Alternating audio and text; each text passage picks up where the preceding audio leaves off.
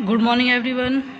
आज हम जो टॉपिक हमने स्टार्ट किया था market equilibrium under perfect condition, आज इसका लास्ट टॉपिक रहता है और आज ये कंप्लीट हो जाएगा। आसान है वैसे तो ये सारा, आपने देखा था जो प्रीवियस हमने किए थे क्वेश्चंस, इजी थे बिल्कुल। सारा की सारा डिमांड बेस पर है, पूरा डिमांड और सप्लाई के कर्व के बेस पर ही है सारा कुछ, ठीक है। तो देखिए, आज हमने जो प्रीवियस वीडियो जो हमारी थी उसमें हमने देखा था कि अगर सप्लाई को बढ़ाया जाता है और सप्लाई को कम किया जाता है, कब? जब डिमांड आपकी कांस्टेंट रहे, तब क्या इफ़ेक्ट पड़ेगा इक्विलिब्रियम प्राइस पे, या डिमांड में चेंज होने से इक्विलिब्रियम प्राइस पर क्या इफ़ेक्ट होगा। तो हमने दो कंडीशंस जो की थी वहाँ पे, या तो हमने सिर्फ डिमांड को ही टच किया था या सप्लाई को, ठीक है। क्योंकि एक बार तो ऐसा था जब हमारा क्वेश्चन निकला था कि डिमांड जो थी उसको इंक्रीज और डिक्रीज कर रहे थे, सप्लाई अपनी एक्चुअल पोजीशन में थी, और सप्लाई एक जगह परफेक्ट इलास्टिक थी और एक जगह perfectly inelastic. Same conditions demand के साथ हुआ था। तो अब टॉपिक जो है हमारा वो आता है कि अगर डिमांड और सप्लाई दोनों को ही चेंज किया जाए एक साथ, ठीक है, अगर डिमांड और सप्लाई दोनों को ही हम एक साथ चेंज करते हैं तो इक्विलिब्रियम जो प्राइस है उस पर क्या इफेक्ट आएगा। Okay, so let's start. तो देखिए, पहले हम कर रहे हैं increase in demand and supply, ठीक है, कि डिमांड और सप्लाई दोनों को बढ़ा रहे हैं। तो यहाँ पर हमारे पास तीन कंडीशंस होंगी, तीन डायग्राम दिख रहे हैं आपको, तीन कंडीशंस होंगी। पहली कंडीशन में क्या होगा, डिमांड और सप्लाई दोनों इंक्रीज होंगे लेकिन डिमांड सप्लाई से ज़्यादा इंक्रीज होगी। सेकंड कंडीशन में क्या होगा, डिमांड और सप्लाई में से सप्लाई ज़्यादा इंक्रीज होगी, और थर्ड कंडीशन में दोनों ही इक्वल इंक्रीज होंगे, ठीक है बच्चे। देखिए, पहला जो है हमारा point, that is increase in demand is more than increase in supply, means demand में जो वृद्धि हो रही है वो सप्लाई से ज़्यादा हो रही है। तो हमने वाई ओ एक्सिस पर प्राइस लिया है, ओ एक्स एक्सिस पर क्वांटिटी है, डी डिमांड कर्व है और S S supply curve. D और एस एस एक दूसरे को ई जो कि आपका इक्विलिब्रियम पॉइंट है वहाँ पर टच कर रहा है। OP आपका इक्विलिब्रियम प्राइस है और OQ आपकी इक्विलिब्रियम क्वांटिटी है।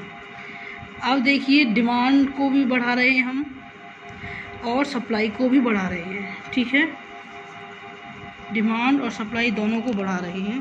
देखिए, यहाँ DD जो का डिमांड है वो उसमें इतना ज़्यादा चेंज आया है और जबकि सप्लाई में इतना सा ही चेंज आया है। तो आप देख रहे हो डिमांड में चेंज सप्लाई की चेंज से ज़्यादा है। तो क्या इफेक्ट हुआ, अब नया DD1 ये कर्व हो गया और नया जो कर्व आया SS वो SS1 हो गया। अब ये दोनों एक दूसरे को E1 पर टच कर रहे हैं, ठीक है, अब ये दोनों एक दूसरे को E1 पर टच कर रहे हैं यहाँ पे, ठीक है। तो अब देखिए, जो नया प्राइस आता है वो OP से बढ़कर OP1 हो जाती है और क्वांटिटी बढ़कर OQ से OQ1 हो जाती है। तो आपने देखा कि जब डिमांड को सप्लाई से ज़्यादा बढ़ाया जाता है तो उस कंडीशन में क्या होता है, उस कंडीशन में प्राइस थोड़ा सा इंक्रीज होता है और सप्लाई क्वांटिटी जो है वो ज़्यादा इंक्रीज हो जाती है, ठीक है। अब सेकंड कंडीशन में देखिए, सप्लाई को डिमांड से ज़्यादा इंक्रीज किया जा रहा है। सेम वाई एक्सिस पर हमने जो लिया है वही है, ओ एक्स एक्सिस पर क्वांटिटी वगैरह है। OP जो है आपकी वो इक्विलिब्रियम का प्राइस है, OQ इक्विलिब्रियम क्वांटिटी है, E इक्विलिब्रियम पॉइंट है, SS सप्लाई कर्व और DD डिमांड कर्व है। अब हमने देखो डिमांड को DD से बढ़ाकर D1 कर दिया, ठीक है। तो जो हमारी सप्लाई है वो SS से बढ़कर S1 हो गई। अब आप देखिए, नया जो DD1 और SS1 जो दोनों नए कर्व हैं वो एक दूसरे को E1 पर काटते हैं। इवन आपका न्यू इक्विलिब्रियम पॉइंट हो गया है। ठीक है, तो अब देखिए क्या इफेक्ट आया है कि जो प्राइस था वो OP से कम होकर OP1 हो गया। ठीक है, और जो क्वांटिटी थी वो OQ से बढ़कर OQ1 हो गई। इफेक्ट देख लिया आपने। थर्ड है, अब दोनों को हम इक्वल बढ़ा रहे हैं। ठीक है, DD और SS एक दूसरे को E पर काटते हैं। DD को बढ़ाकर D1 किया जाता है और SS को बढ़ाकर S1। अब आप देखिए दोनों में गैप जो है वो इक्वल है, तो जो नया इक्विलिब्रियम पॉइंट आया है दैट इज E1। और आप देखिए प्राइस E पर जब हमारा इक्विलिब्रियम पॉइंट E था तब भी हमारा प्राइस OP था, और अब भी हमारा प्राइस OP ही है। मीन्स प्राइस में कोई चेंज नहीं हुआ, सिर्फ क्वांटिटी बढ़ गई है। तो क्या थी ये तीनों कंडीशंस? पहली कंडीशन में क्या था कि जब डिमांड सप्लाई से ज़्यादा इंक्रीज होती है तो प्राइस बढ़ जाता है और क्वांटिटी बढ़ जाती है, लेकिन प्राइस से ज़्यादा क्वांटिटी बढ़ती है।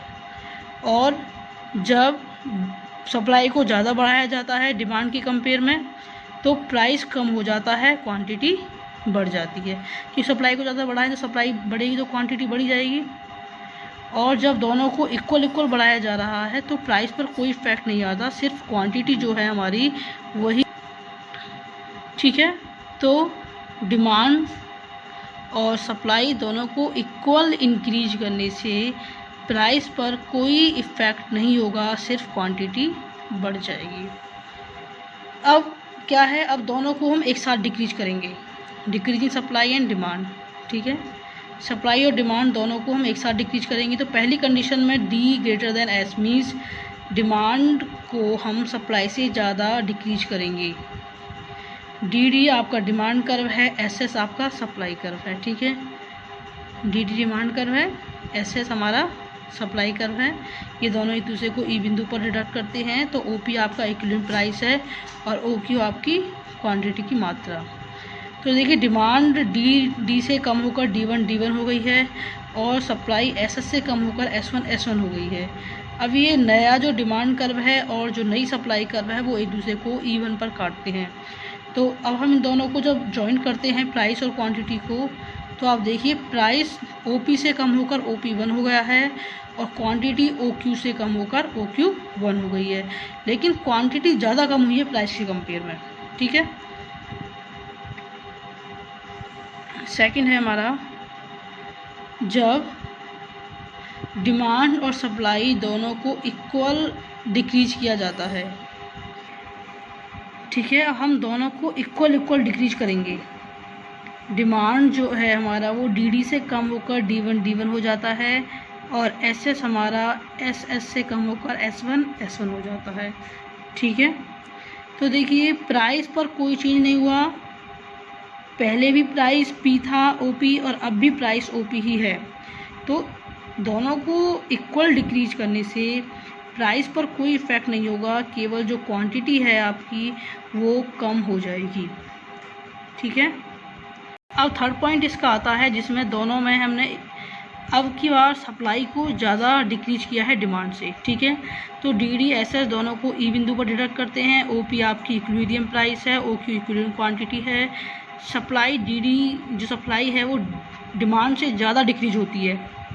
तो आप देखिए नया SS और D1 एक दूसरे, जो S1 नया कर्व आया है आपका डिमांड का सप्लाई का, वो और D1 जो डिमांड का न्यू कर्व है, वो दोनों एक दूसरे को E1 पर काटते हैं। तो E1 से हम अगर प्राइस लेते हैं तो प्राइस OP1 हो जाता है, यानी प्राइस थोड़ा सा बढ़ गया है लेकिन क्वांटिटी जो है वो कम हो गई है।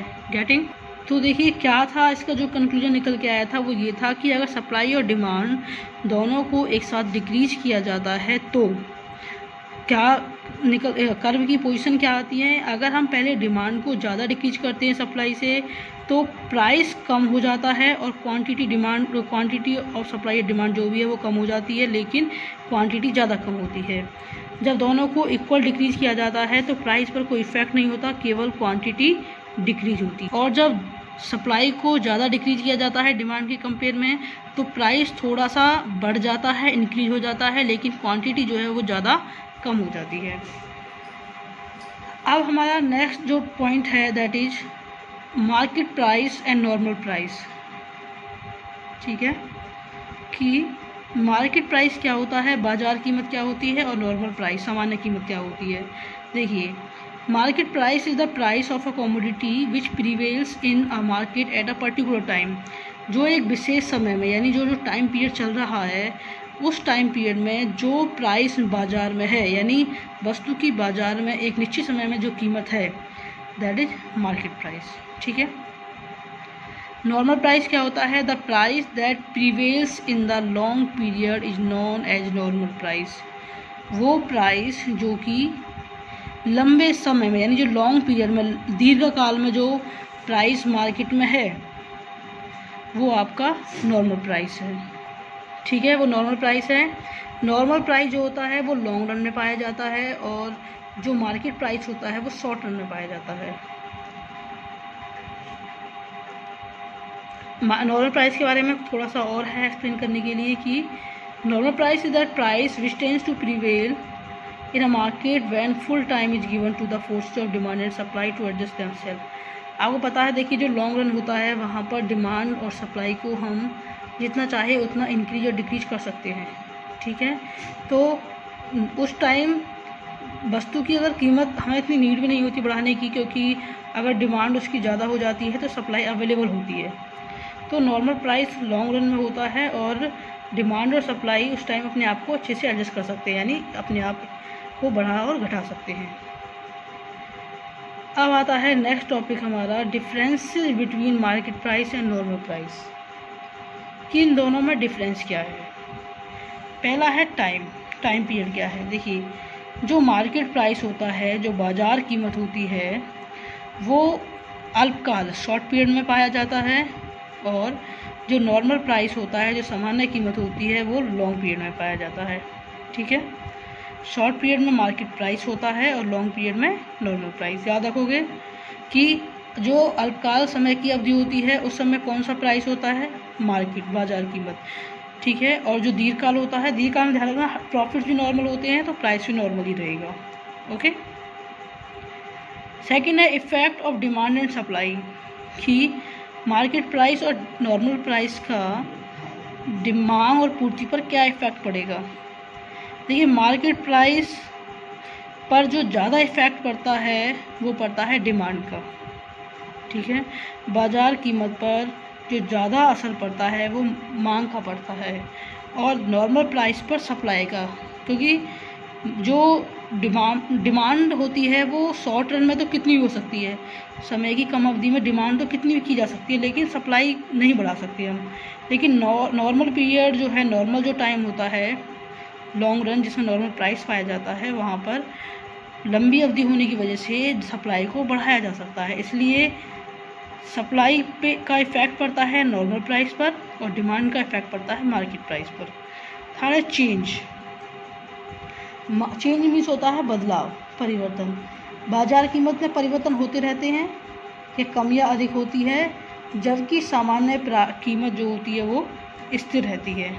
ठीक है, इसका मैं आपको कर्व बना के देती हूँ एक बार। देखिए, ये कर्व है यहाँ पे जो शो कर रहा है कि जो स्ट्रेट लाइन है जो कि OX अक्ष के पैरेलल है वो है आपका NP नॉर्मल प्राइस, और जो डिक्रीज इंक्रीज हो रहा है ये है आपका MP। तो जो मार्केट प्राइस होता है वो चेंजेबल होता है, उसको हम बढ़ सकता है, वो कम हो सकता है। ठीक है, लेकिन जो नॉर्मल प्राइस है वो स्थिर रहता है, कांस्टेंट रहता है। थर्ड है काइंड्स ऑफ गुड। ठीक है, यानी वस्तुओं के प्रकार। बाजार कीमत उन सभी वस्तुओं की हो सकती है जो दोबारा उत्पादित की जा सकती हैं और नहीं, यानी जो गुड्स हम वापस से रिप्रोड्यूस कर सकते हैं उन गुड्स की भी मार्केट प्राइस हो सकता है, या जिनको हम वापस रिप्रोड्यूस नहीं कर सकते उनको भी मार्केट प्राइस होता है।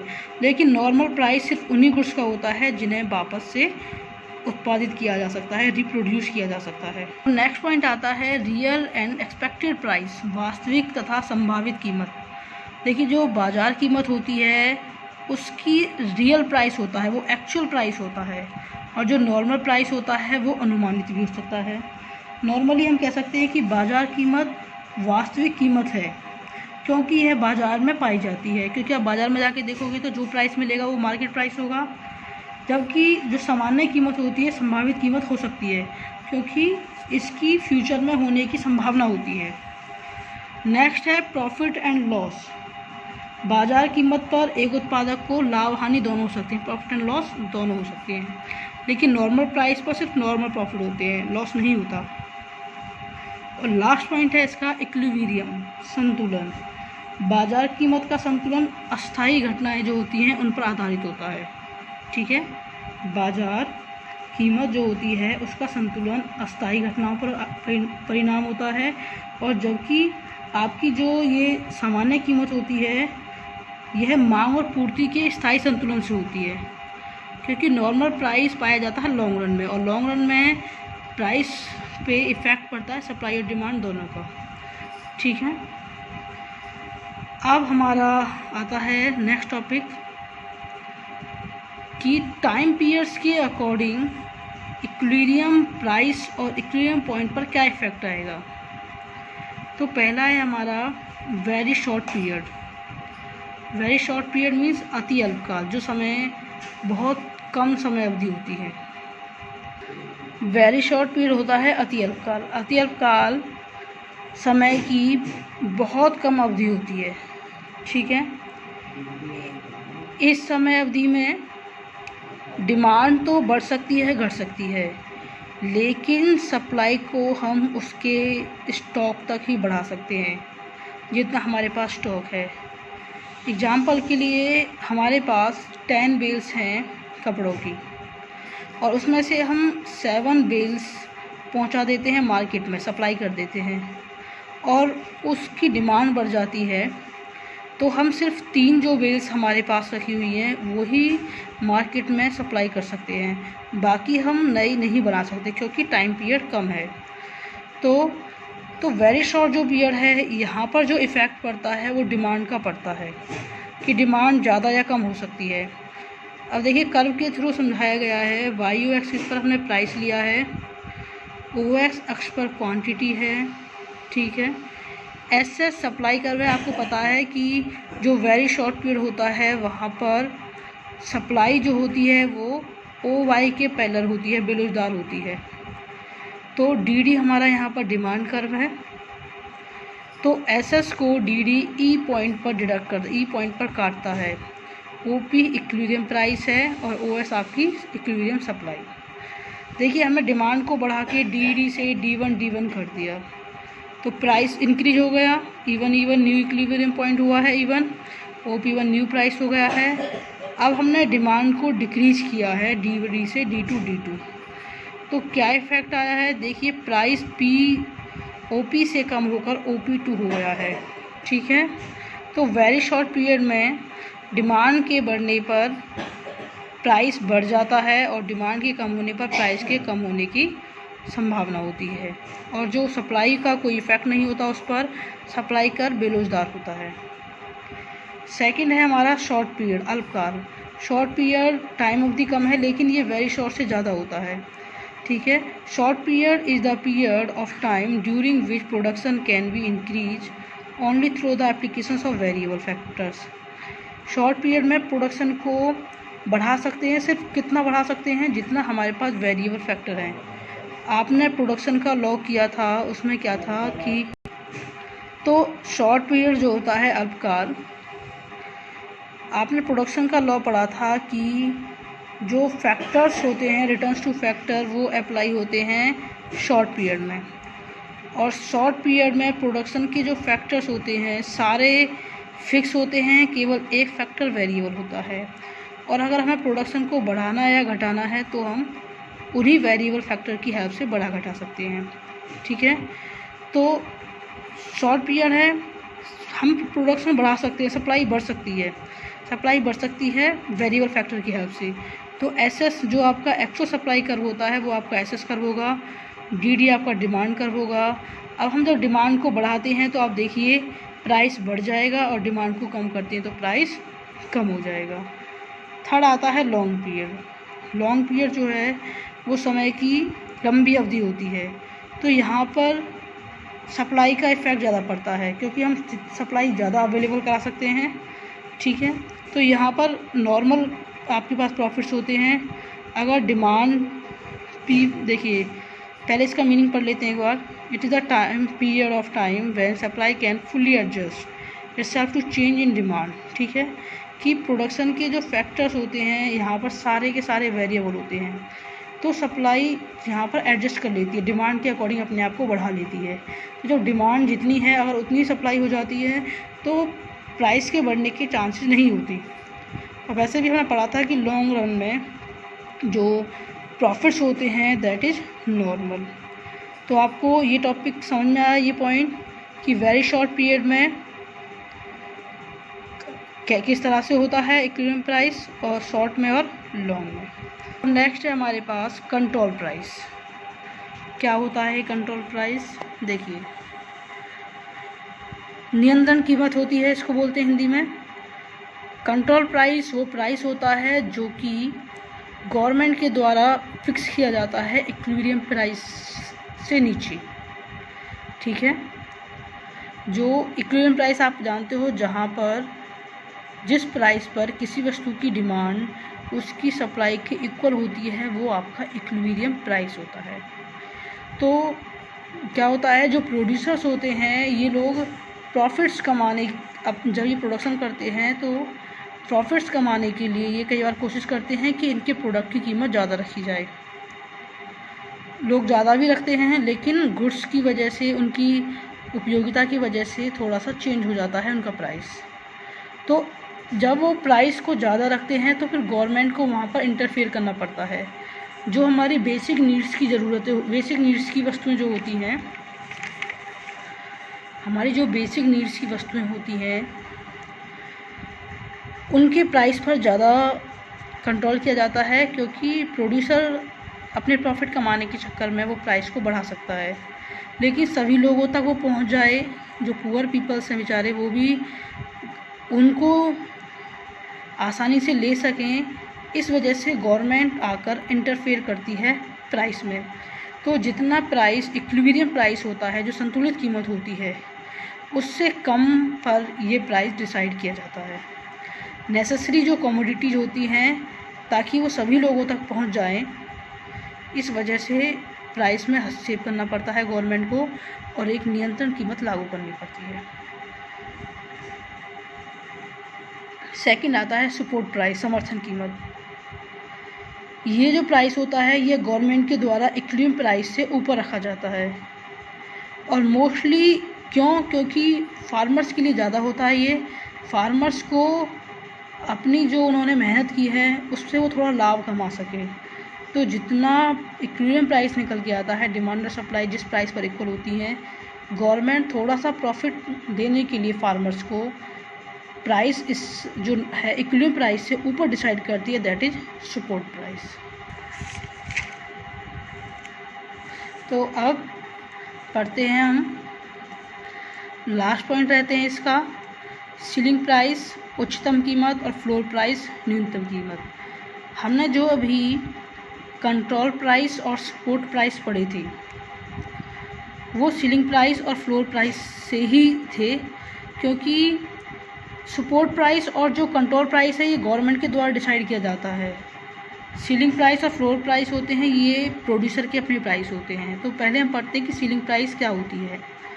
देखिए ceiling price refers to the maximum price that the producer can charge for their product. Ceiling price क्या होता है? ये वो प्राइस होता है जो प्रोड्यूसर अपने प्रोडक्ट के लिए ज़्यादा से ज़्यादा ले सकते हैं, क्योंकि हर प्रोड्यूसर चाहता है कि उसको प्रॉफिट हो। तो प्रॉफिट कमाने के लिए वो अपने वस्तु की कीमत ज़्यादा रखना चाहते हैं, ठीक है। तो उस प्राइस को कंट्रोल करने के लिए गवर्नमेंट को इंटरफेयर करना पड़ता है। फिर गवर्नमेंट इस प्राइस को कम करने के लिए कंट्रोल प्राइस लगाती है और इस तरह से इसका कर्व होगा। देखिए डी और एस दोनों इक्वल हैं, के बिंदु पर काट रहे हैं कि आपका इक्विलिब्रियम पॉइंट है और जो ये लाइन दिख रही है आपको इक्विलिब्रियम प्राइस की लाइन है। तो जो इक्विलिब्रियम प्राइस से नीचे गवर्नमेंट ने डिसाइड करती है जो TR आपका पॉइंट है, ठीक है, एक्सेस डिमांड हो जाती है यहाँ पर। तो जब ये सीलिंग प्राइस डिसाइड किया जाता है ताकि प्रोड्यूसर अपनी मनमाने पैसे ना मांग के सभी लोगों तक ये आपके प्रोडक्ट पहुँच सके। अब आता है फ्लोर प्राइस। फ्लोर प्राइस वो होती है जो किसी वस्तु की कम से कम दी जा सकती है। Floor price refers to the minimum price the producer are to be paid for their product. ठीक है, अपने प्रोडक्ट के लिए उनको जितना कम से कम पैसा मिल सकता है वो होता है फ्लोर प्राइस। तो गवर्नमेंट इसको इंटरफेयर करके इस पर सपोर्ट प्राइस लगाती है क्योंकि फार्मर्स के लिए ज़्यादा होता है ये। तो इक्विलिब्रियम प्राइस के ऊपर डिसाइड किया जाता है ये, जहाँ पर DD और SS काट रहे हैं P पॉइंट पर, ठीक है, वो आपका इक्विलिब्रियम प्राइस है। इससे ऊपर हमने डिसाइड किया है। इस कंडीशन में सप्लाई ज़्यादा हो जाती है, ठीक है। तो ये टॉपिक कंप्लीट होता है और साथ में ये चैप्टर भी। इसे क्वेश्चंस मैं आपको सेंड कर दूँगी। इसी के साथ हम अपना ये वीडियो कंप्लीट करते हैं।